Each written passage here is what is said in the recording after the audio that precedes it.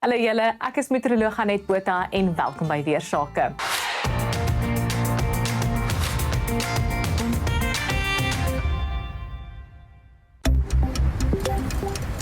Die weer word met trots aan jou gebring deur Laveld Agrochem. Saam boer ons vooruit. Hierdie naweek het ons nie net een nie, ook nie twee nie, maar 3 koufronte wat suid van die land gly.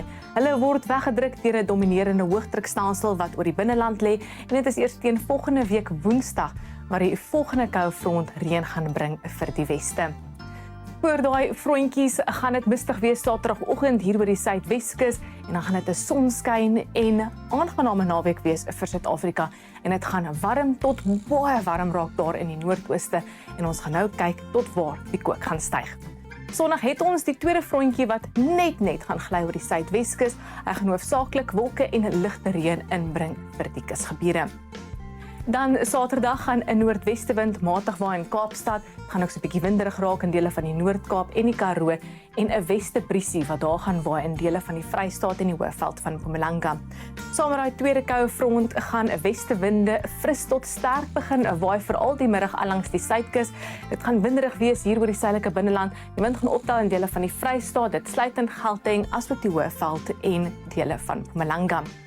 Temperature is gemaklik die naweek in die noordooste met middel 20s in dele van Gauteng en Limpopo.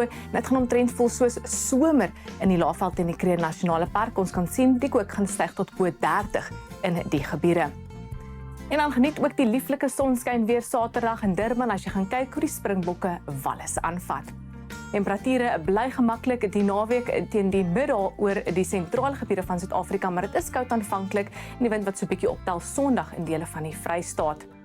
En dan Saterdag gaan hierdie noordweste briesie al begin optel hier oor die sentrale gebiede van die Oos-Kaap, maar as eers teen Sondag waar daai koufront 'n fris tot sterk westewind gaan veroorsaak langs die kus, net in 19 die middag in Gqeberha met die winde wat veral sterk gaan waai teen tye. In die Wes-Kaap kan ons sien dit gaan mistig wees Saterdag langs die Weskus 18 in Kaapstad, bietjie van 'n briesie wat waai in Beaufort Wes Saterdag en Sondag. En dan Sondag gly daai front oor die kus en gaan ligte reën inbring vir die Skiereiland, Kaapstad, die Oeverstrand en Bredasdorp.